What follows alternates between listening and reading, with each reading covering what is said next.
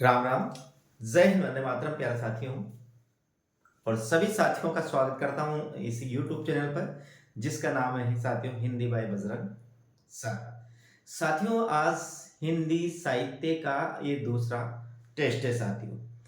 बिल्कुल बेहतरीन से बेहतरीन प्रश्न हैं जो पुराने एग्जाम में आए हुए प्रश्न हैं। इसमें साथियों आपके कॉलेज लेक्चरर के प्रश्न मिलेंगे, आपको फर्स्ट ग्रेड के मिलेंगे, आपको सेकंड ग्रेड के मिलेंगे, आपको नवोदय विद्यालय में आए प्रश्न मिलेंगे, आपको केंद्रीय विद्यालय में आए हुए प्रश्न मिलेंगे, आपको पीजीटी और टीजीटी में आए हुए प्रश्न मिलेंगे, साथ साथ यूजीसी नेट में जो प्रश्न आए वो सब प्रश्न आपको मिलेंगे। यानी कि आप किसी भी प्रकार की तैयारी कर रहे हो साथियों, सब प्रकार के प्रश्न आपको मिलेंगे और बेहतरीन से बेहतरीन कंटेंट मैं आपको उपलब्ध कराने की कोशिश करूंगा साथियों। तो मेरे साथियों चैनल पर आगे बढ़ने के पहले ही यदि चैनल पर पहली बार तो चैनल को जरूर सब्सक्राइब कीजिएगा और साथ साथ बेल आइकन को जरूर प्रेस करिएगा। तो शुरू करते हैं मेरे साथियों आज की क्लास को। एक बार पुनः मैं आप सभी साथियों का स्वागत करता हूं आज क्लास में। और साथियों हम क्या पढ़ रहे हैं? हिंदी साहित्य का इतिहास। तो हम शुरू करते हैं हिंदी साहित्य के इतिहास को। और हिंदी साहित्य के इतिहास का आपका आज का जो अपना ये दूसरी क्लास है, ये दूसरी क्लास का आप पहला प्रश्न देखिएगा। बेहतरीन प्रश्न है, अच्छा प्रश्न है। भाषा काव्य संग्रह किसकी कृति है? देखिए यहाँ प्रश्न है, भाषा काव्य संग्रह किसकी कृति है साथियों? ये अभी यहाँ सफर से पूछा गया है। देखिए 11वां प्रश्न है, भाषा काव्य संग्रह किसकी कृति है? महेश दत्त शुक्ल की है, रामचंद्र शुक्ल की है, देवी दत्त की है, देवीदत्त शुक्ल की है, श्याम बिहारी मिश्र की है साथियों। तो यहाँ पर इसका हमें आंसर देना है।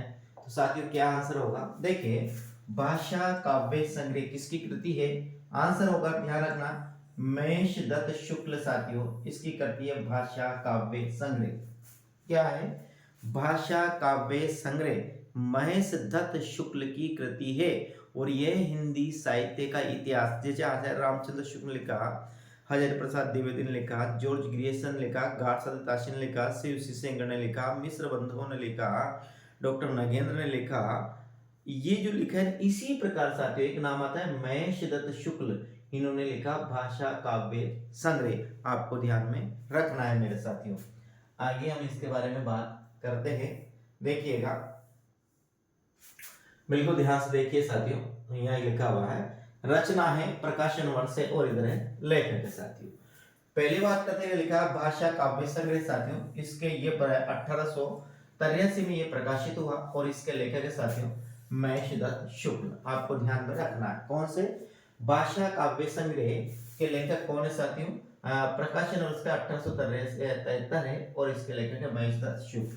हिंदी साहित्य का इतिहास 1929 में और इसके लेखक है आचार्य रामचंद्र शुक्ल। हिंदी साहित्य का इतिहास 1929 और आचार्य रामचंद्र शुक्ल। इसके बाद आता है साथियों, एक आता है मिश्र बंधु विनोद। कौन आता है?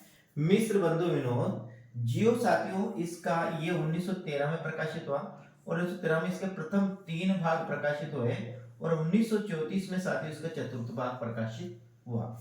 यानी कि मिश्र बंधु विनोद है, ये एक तो 1913 और साथियों 1934, ये 2 बार प्रकाशित था। प्रथम बार इसके 3 भाग प्रकाशित होते हैं और द्वितीय बार इसके साथियों चौथा भाग प्रकाशित होता है। तो आपको ध्यान रखना है मिश्र बंधु विनोद है, ये 4 भागों में है।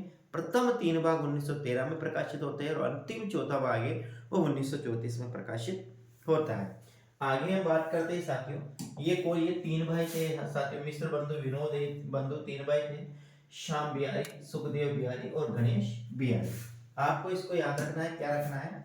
आपको याद रखना साथियों, ने श्याम रखना है, श्याम के बाद आपको सुख रखना है और सुख के बाद साथियों आपको रखना है गणेश। श्याम, सुख और गणेश, ये 3 भाई थे। तीनों, कभी कभी एग्जाम में प्रश्न आ जाता है कि मिश्र बंधु विनोद में कौन शामिल नहीं है, तो सुख श्याम गणेश या श्याम सुख गणेश, कोई से भी आपको 3 नाम याद रखना है मेरे साथियों। ठीक है, बढ़ते हैं आगे। अपना आज का जो अगला प्रश्न है वो अगला प्रश्न अपना आता है साथियों 12वां प्रश्न है, हिंदी साहित्य का अतीत के लेखक हैं। हिंदी साहित्य का अतीत, ये भी साहित्य का है, ये भी साहित्य इतिहास ग्रंथ है। विश्वनाथ प्रसाद मिश्र, विश्वनाथ त्रिपाठी है, श्याम सुंदर दास तथा गणपति चंद्र गुप्त है साथियों। हिंदी साहित्य का अतीत के लेखक कौन है? देखिए साथियों, हिंदी साहित्य अतीत के लेखक है, तो यहाँ पर जो अपना आंसर होगा विश्वनाथ प्रसाद मिश्र है साथियों। यहाँ पर एक और नाम विश्वनाथ त्रिपाठी भी है, विश्वनाथ प्रसाद मिश्र भी है। तो आपको याद रखना है हिंदी साहित्य का अतीत में साथियों मिश्र ये आएगा, ये विश्वनाथ, यहाँ भी विश्वनाथ, यहाँ भी विश्वनाथ, लेकिन ये आएगा प्रसाद मिश्र, त्रिपाठी नहीं। ये आपको ध्यान में रखना है, ये सब पुराने पेपर में, पुराने एग्जाम में आवे प्रश्न है। यानी हिंदी साहित्य का अतीत किसने लिखा, तो विश्वनाथ प्रसाद त्रिपाठी, ये विश्वनाथ प्रसाद मिश्र ने साथियों, याद रखना विश्वनाथ प्रसाद मिश्र ने साथियों हिंदी साहित्य का अतीत लिखा है। ठीक है साथियों, आगे हम बात करते हैं। देखिएगा, ध्यान से देखिएगा,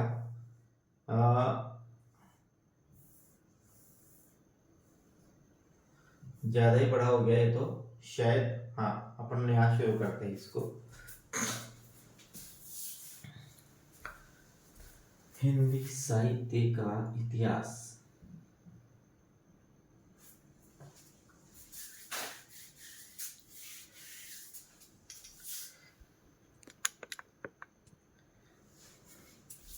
देखिए साथियों, यहाँ पर ग्रंथ है प्रकाशन वर्ष और इतिहास कार है।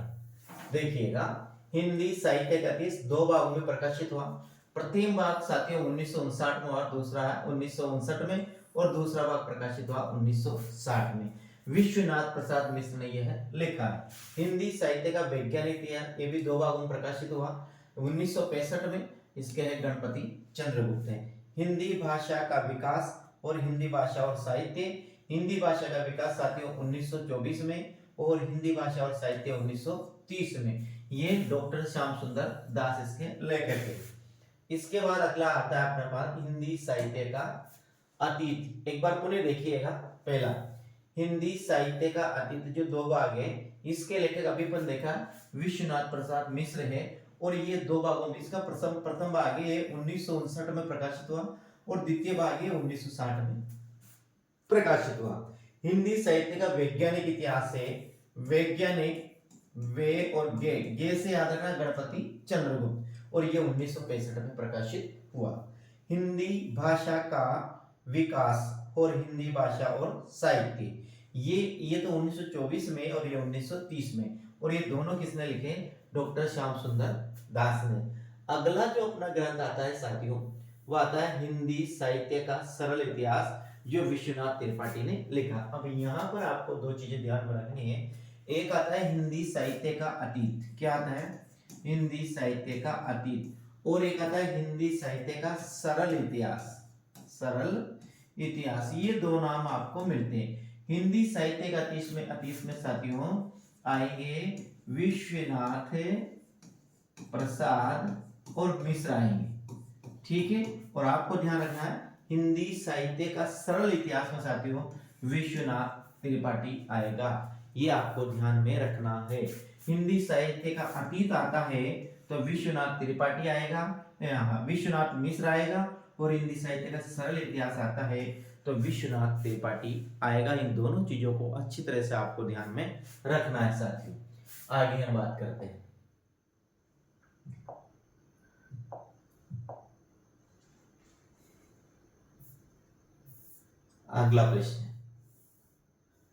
अगला प्रश्न अपने पास है, the modern vernacular literature of Hindustan के लेखक हैं कौन है साथी, जॉर्ज ग्रियर्सन, गार्सन दासी, शिव सिंह सेंगर या सुखदेव बिहारी मिश्र। तो सीधा है the modern vernacular literature of Hindustan के लेखक कौन साथियों। यहाँ अपना इसका आंसर की बात करेंगे तो अपना आंसर क्या होगा, जॉर्ज ग्रियर्सन अपना सही आंसर होगा।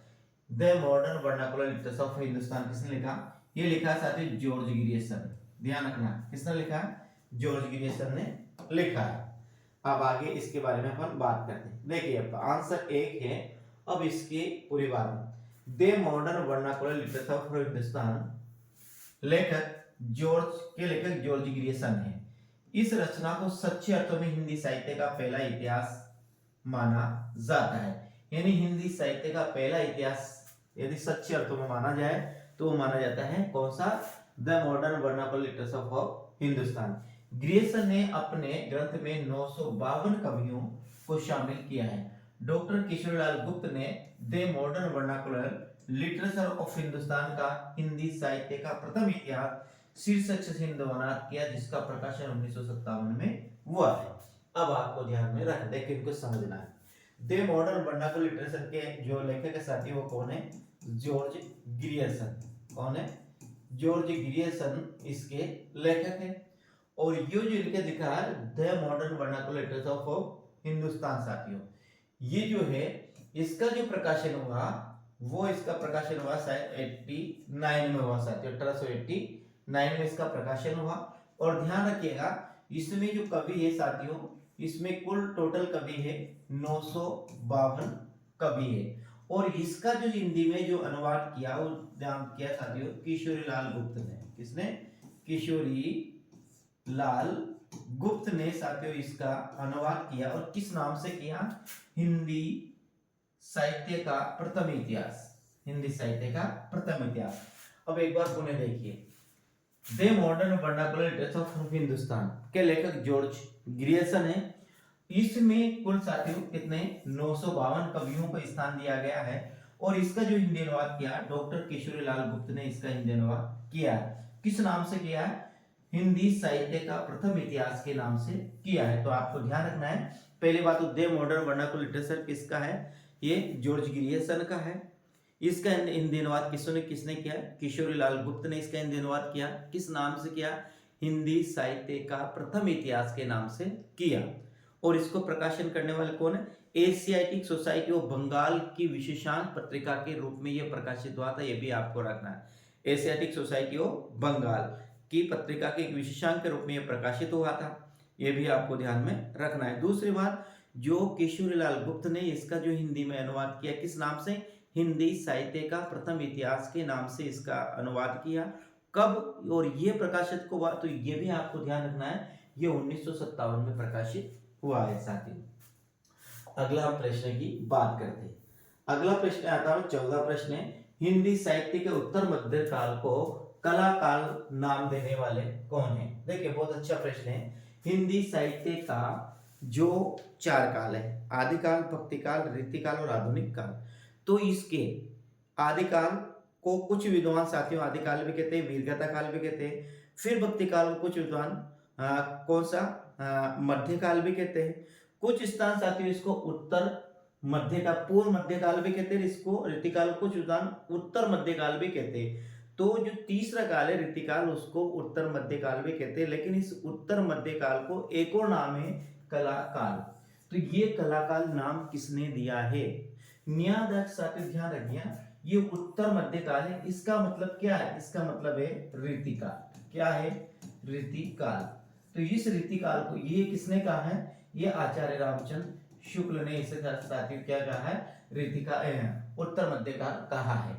तो ये इसको कला काल नाम किसने दिया है? 4 है, मिश्र बंधु विनोद है, रमाशंकर शुक्ल रसाल है, विश्वनाथ मिश्र है और एक आचार्य रामचंद्र शुक्ल। तो यहाँ पर याद बात करते हैं कला काल की अपन बात करते हैं तो अपना होगा रमाशंकर शुक्ल रसाल ने हिंदी साहित्य के तृतीय कालखंड को जिस हम रीतिकाल के नाम से जानते हैं उनको कला काल के नाम से इन्होंने संबोधित किया है। तो आपका आंसर क्या होगा? रमाशंकर शुक्ल रसाल अपना सही आंसर होगा। देखिए यहाँ बात करते हैं हिंदी साहित्य के उत्तर मध्यकाल को कला काल नाम देने वाले विद्वान रमाशंकर शुक्ल रसाल है। इस काल को मिश्र बंधुओं ने अलंकृत काल तथा विश्वनाथ प्रसाद मिश्र ने श्रृंगार काल और आचार्य रामचंद्र शुक्ल ने इसे रीतिकाल कहा है। देखो ध्यान रखिए, अब देखिए हाँ जो कला काल नाम देने वाले हैं वो तो कौन है? रमाशंकर शुक्ल रसाल। अब देखो मिश्र बंधुओं ने इसे अलंकृत काल कहा। किसने? मिश्र बंधु, जो 3 भाई थे मिश्र, सुख, श्याम और बिहारी, इन्होंने इसे क्या कहा? अलंकृत काल कहा। तथा विश्वनाथ प्रसाद मिश्र ने साथियों इसे श्रृंगार काल का, ये भी याद रखना। विश्वनाथ प्रसाद मिश्र ने क्या कहा? इसे श्रृंगार काल कहा। तो आचार्य रामचंद्र शुक्ल ने साथियों से रीतिकाल कहा और आचार्य रामचंद्र शुक्ल ने साथियों से एक और नाम दिया उत्तर मध्य काल। क्या दिया? उत्तर मध्य काल नाम भी आचार्य रामचंद्र शुक्ल ने दिया। एक और आपको ध्यान रखना है, आचार्य रामचंद्र शुक्ल ने हिंदी साहित्य के इतिहास में दोहरे नामकरण की पद्धति का अनुसरण किया। जैसे पहले कालखंड को आचार्य रामचंद्र ने आदिकाल भी कहा है, तो साथ साथ इसे वीरगाथा काल भी कहा, यानी एक ही काल के लिए दो नामों का प्रयोग करने वाले हैं। वो कौन से विद्वान है? आचार्य रामचंद्र शुक्ल, ये आपको ध्यान में रखना है। अगला प्रश्न है, प्रश्न नंबर आता है 15। इनमें से किस साहित्य इतिहासकार ने अपने इतिहास ग्रंथ में हिंदी के गद्य साहित्य को, बहुत अच्छा प्रश्न है, समझने की कोशिश कीजिए, गद्य साहित्य को गद्य का आविर्भाव, गद्य का प्रवर्तन, गद्य का प्रसार और गद्य की वर्तमान गति नामक खंडों में विभाजित करके विवेचित किया। किसको?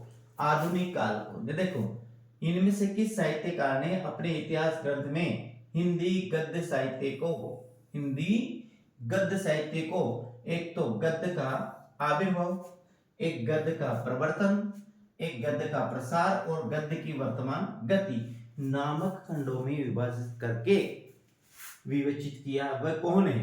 बच्चन सिंह है, शिव सिंह है, आचार्य रामचंद्र शुक्ल अथवा रमाशंकर शुक्ल रसाल है। तो यदि हम 15 प्रश्न के आंसर की बात करते हैं ना साथियों, तो अपने यहाँ पर क्या आएगा? आचार्य रामचंद्र शुक्ल अपना सही आंसर होगा। इसको समझने की कोशिश की। आचार्य रामचंद्र शुक्ल ने जो हिंदी साहित्य का इतिहास लिखा, उस हिंदी साहित्य के इतिहास में जो गद्य साहित्य है, उस गद्य साहित्य को एक तो नाम दिया गद्य का आविर्भाव, एक का गद्य का प्रवर्तन, एक का गद्य का प्रसार और गद्य की वर्तमान गति। इन खंडों में इन्होंने विभाजित किया है। किसने? आचार्य रामचंद्र शुक्ल ने, जो आपको ध्यान में रखना है साथियों। आचार्य रामचंद्र शुक्ल ने अपने साहित्य इतिहास ग्रंथ में हिंदी के गद्य साहित्य, गद्य का आविर्भाव, गद्य का प्रवर्तन, गद्य का प्रसार और गद्य की वर्तमान गति नामक खंडों में विभाजित करके विवेचित किया है। प्रश्न नंबर अपना आता है 16वां। भारतीय साहित्य की भूमिका के लेखक है। भारतीय साहित्य की भूमिका के लेखक साथियों कौन है? दूरनाथ सिंह है, रामदर्श मिश्र है, रामविलास शर्मा है, उपयुक्त में से कोई नहीं। प्रश्न देखिए, भारतीय साहित्य की भूमिका, भारतीय साहित्य की भूमिका, इसके आंसर की बात करेंगे साथियों, तो अपना यहाँ पर आएगा रामविलास शर्मा, यानी कि सी अपना सही आंसर होगा। कौन? रामविलास शर्मा ने भारतीय साहित्य की भूमिका नाम से हिंदी साहित्य का ग्रंथ लिखा है साथियों। देखिए, भारतीय साहित्य की भूमिका के लेखक रामविलास शर्मा है। कौन है? भारतीय साहित्य की भूमिका के लेखक रामविलास शर्मा है। इसकी अन्य पुस्तक है साथियों, भारतीय सौंदर्य बोध और तुलसीदास, लोक जागरण और हिंदी साहित्य, परंपरा का मूल्यांकन आदि। दूधनाथ सिंह ने सपाट चेहरे वाला आदमी, इनका कहानी संग्रह और निराला आत्महंता आस्था आलोचना है साथियों। निराला आत्महंता आस्था, इसकी क्या है? आलोचना। तो जो भारतीय साहित्य की भूमिका के जो लेखक है वो है रामविलास शर्मा। इनने और भी पुस्तक लिखी जिसका नाम है कि भारतीय सौंदर्य का बोध और तुलसीदास। क्या? भारतीय सौंदर्य का बोध और तुलसीदास। एक है लोक जागरण और हिंदी साहित्य और परंपरा का मूल्यांकन। ये इनके तीनों नाम है। एक अब आता है दूधनाथ सिंह ने साथियों सपाट चेहरे वाला आदमी लिखा। ये सपाट चेहरे वाला आदमी है, इनका एक क्या है? कहानी संग्रह। किसका? दूधनाथ सिंह का। सपाट चेहरे वाला आदमी आपको याद है रखना है। और एक है निराला आत्महत्या और आस्था, इनकी क्या है साथियों? आलोचना है साथियों। अगला प्रश्न है, हिंदी साहित्य का इतिहास दर्शन नामक ग्रंथ के लेखक कौन है? यूपीपीएससी असिस्टेंट प्रोफेसर 2016 में ये प्रश्न आया हुआ है। क्या है? हिंदी साहित्य का इतिहास दर्शन, हिंदी साहित्य का इतिहास दर्शन। विजेंद्र स्नातक, डॉक्टर नलिनी विलोचन शर्मा, डॉक्टर नामवर सिंह या फिर डॉक्टर विनय मोहन साथियों। तो यहाँ पर यदि आंसर की बात करेंगे ना, हिंदी साहित्य का इतिहास दर्शन, तो यह अपना आंसर रखा डॉक्टर नलिनी विलोचन शर्मा। क्या आएगा? डॉक्टर नलिनी विलोचन शर्मा। अब देखें यहाँ पर जो हिंदी साहित्य का इतिहास लिखा है, ये किसी का भी ग्रंथ नहीं है, लेकिन यहाँ पर यदि हिंदी को साहित्य का इतिहास ग्रंथ के लेखक के साथी कौन है? डॉक्टर नलिनी विलोचन शर्मा। ये सही होगा, यानी कि ये आगे हिंदी नहीं आएगा, साहित्य का इतिहास दर्शन में आएगा डॉक्टर नलिनी विलोचन शर्मा, जो आपको अच्छी तरह से याद रखना है। देखेंगे प्रश्न की व्याख्या, आप देखें यहाँ पर व्याख्या कैसी है। देखें प्रश्न में कुछ नहीं माना है, यहाँ लिखा होगा हिंदी साहित्य का इतिहास दर्शन नामक इस ग्रंथ के लेखक डॉक्टर नलिनी विलोचन शर्मा है। प्रश्न में हिंदी देने के कारण त्रुटि पूर्ण है, यानी कि जो प्रश्न है ये इसमें हिंदी नहीं आएगा, यहाँ आएगा साहित्य का इतिहास दर्शन। तो साहित्य के इतिहास दर्शन के लेखक है नलिनी विलोचन शर्मा, याद रखना नलिनी विलोचन शर्मा ने लिखा है साहित्य का इतिहास ग्रंथ साथियों। अगला प्रश्न है, हम देखिए कुछ ग्रंथ है। विजेंद्र स्नातक ने लिखा है हिंदी साहित्य का इतिहास, डॉक्टर नामवर सिंह ने लिखा है दूसरी परंपरा की खोज, और डॉक्टर विनय मोहन ने लिखा है हिंदी साहित्य का अभ्युत्थान।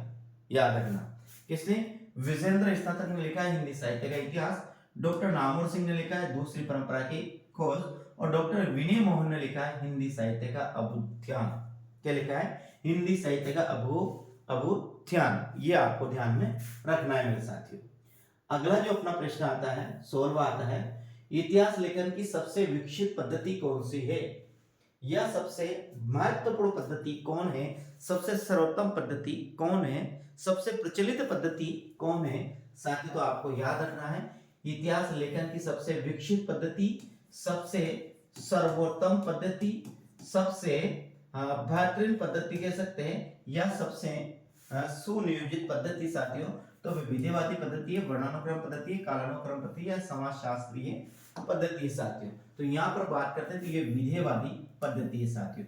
विधिवादी पद्धति के जनक कौन साथियों, 3 विधिवादी पद्धति के जनक है, और हिंदी साहित्य में इसके प्रवर्तक कौन है, जनक कौन है, तो आचार्य रामचंद्र शुक्ल ने हिंदी साहित्य में विधिवादी पद्धति के ये प्रवर्तक माने जाते हैं। ये आपको ध्यान में रखना है साथियों।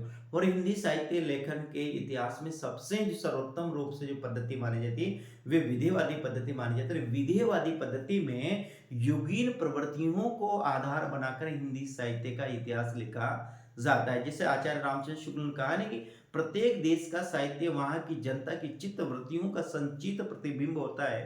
तो ये युगीन प्रवृत्तियों को ध्यान में रखकर ही साथियों उन्होंने ये पंक्ति कही है। तो ये आपको ध्यान में रखना है, यहाँ अपना सही आंसर होगा विधिवादी पद्धति।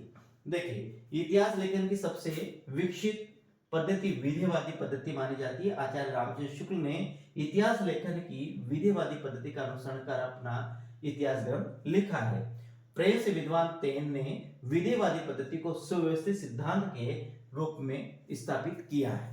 यानी कि जो सर्वप्रथम इसे विधिवादी पद्धति जो चलाई थी वो किसने, फ्रांसीसी विद्वान है जिसका नाम है साथियों थेन, फ्रेंच का विद्वान जिसका नाम है थेन। लेकिन हिंदी साहित्य में सर्वप्रथम इसके जो प्रवर्तक जिसके जो जनक माने जाते हैं, संस्थापक प्रवर्तक माने जाते हैं साथियों, वो माने जाते हैं आचार्य रामचंद्र शुक्ल। ये आपको ध्यान में रखना है। अगला प्रश्न है, आचार्य रामचंद्र शुक्ल के इतिहास ग्रंथ में कालों के नामकरण का आधार क्या है। प्रश्न आया साथियों यूपी PSCA साथियों असिस्टेंट प्रोफेसर 2016 में प्रश्न आया है। देखिए क्या है, आचार्य रामचंद्र शुक्ल ने इतिहास ग्रंथ के कालों के नामकरण में का आधार क्या रहा, पूर्व परंपरा रही है, युगीन युग प्रवृत्ति रही है, या प्रमुख अंध ग्रंथ रहे हैं साथियों, या इनमें से कोई नहीं। देखिए यहाँ प्रमुख ये है ग्रंथ है साथियों, क्या है प्रमुख ग्रंथ रही, पूर्व परंपरा ये युग प्रवृत्ति रही है, प्रमुख ग्रंथ रहे हैं, इनमें से कोई नहीं। तो साथियों यदि इसका आंसर यानी कि आचार्य रामचंद्र शुक्ल ने जो अपना हिंदी साहित्य का काल विभाजन किया उसमें किसको आधार माना है, या तो परंपरा को आधार माना है, या उस समय की परिस्थितियों को आधार माना है, या उस समय में जो युगीन प्रवृत्तियां की थी उसको आधार माना है, या ग्रंथों को आधार माना है, या कवियों को आधार माना है, किसको आधार मानकर काल विभाजन किया।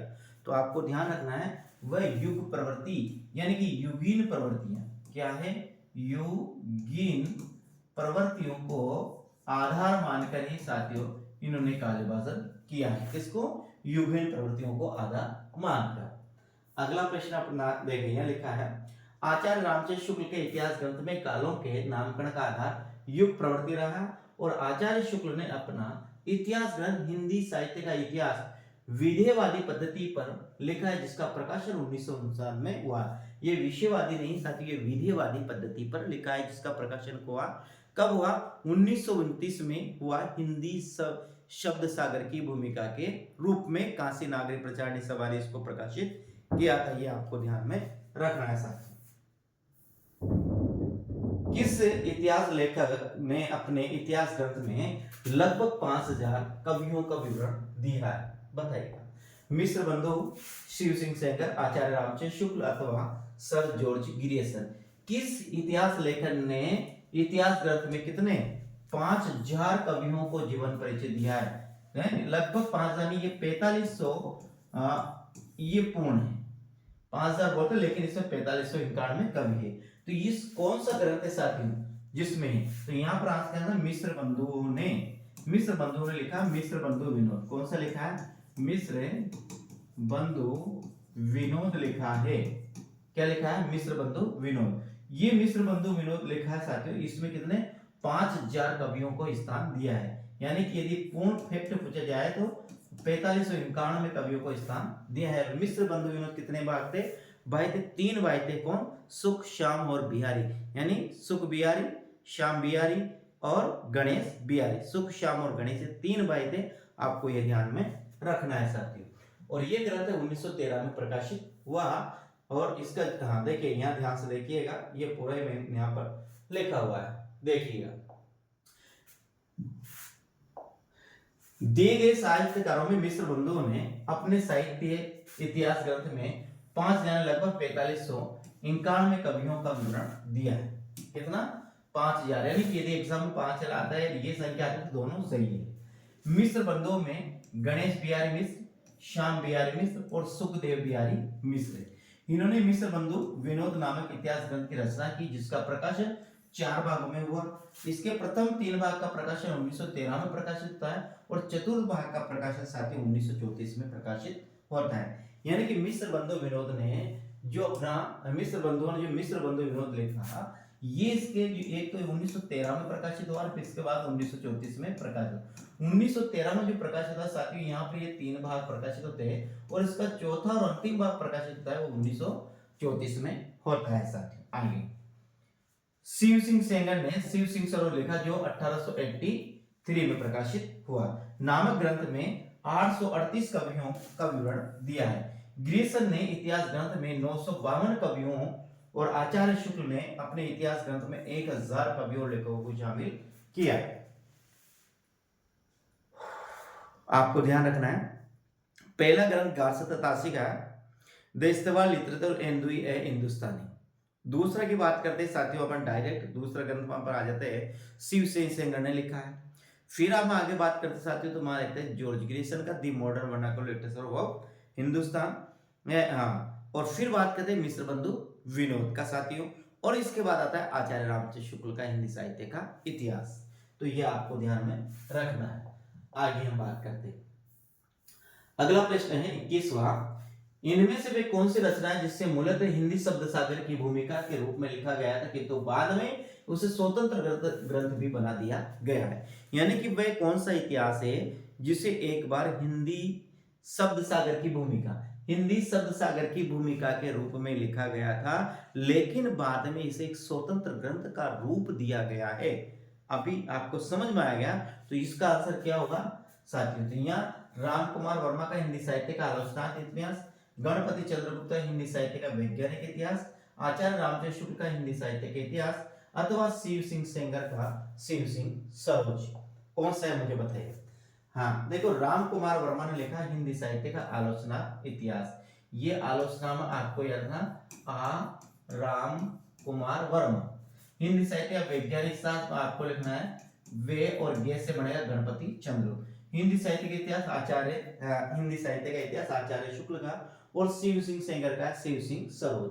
तो इसका भी आंसर की अपन बात करेंगे साथियों, तो अपना यहाँ होगा आचार्य रामचंद्र शुक्ल का हिंदी साहित्य का इतिहास। ये जो सर्वप्रथम प्रकाशित हुआ था साथियों, ये हिंदी शब्द सागर की भूमिका के रूप में प्रकाशित हुआ था, और बाद में 1929 को इसे पुस्तक आकार के रूप में परिवर्तन कर हिंदी साहित्य के इतिहास के नाम से इसको प्रकाशित किया गया। ये आपको ध्यान में रखना है साथियों। आगे हम बात करते हैं, देखिए हाँ, ये आचार्य रामचंद्र शुक्ल का हिंदी साहित्य का इतिहास ऐसी रचना जिसे मूलतः हिंदी शब्द सागर की भूमिका के रूप में लिखा गया था, किंतु बाद में से स्वतंत्र ग्रंथ भी बना दिया गया, जिसे हम हिंदी साहित्य का इतिहास कहते हैं। 22वां प्रश्न है, हिंदी साहित्य के प्रथम काल को वीर काल नाम किसने दिया? अब देखिए, हिंदी साहित्य का जो पहला कालखंड है उसे हम आदिकाल के नाम से आते हैं। तो आदिकाल तो नाम है, लेकिन इसे वीर काल किसने कहा? मिश्र बंधुओं ने, राहुल सांस्कृत्यायन ने, विश्वनाथ प्रसाद मिश्र अथवा साथियों राम कुमार वर्मा ने। तो आपको याद रखना है साथियों, वीर काल जो नाम दिया, ये दिया विश्वनाथ प्रसाद मिश्र ने, इसे वीर काल कहा है। एक और नाम आता है, ये वीर काल, और एक नाम आता है वीर गाथा काल। वीर गाथा काल है आचार्य रामचंद्र शुक्ल ने कहा है, और वीर काल कहा साथियों विश्वनाथ प्रसाद मिश्र ने। यह भी आपको ध्यान में रखना है।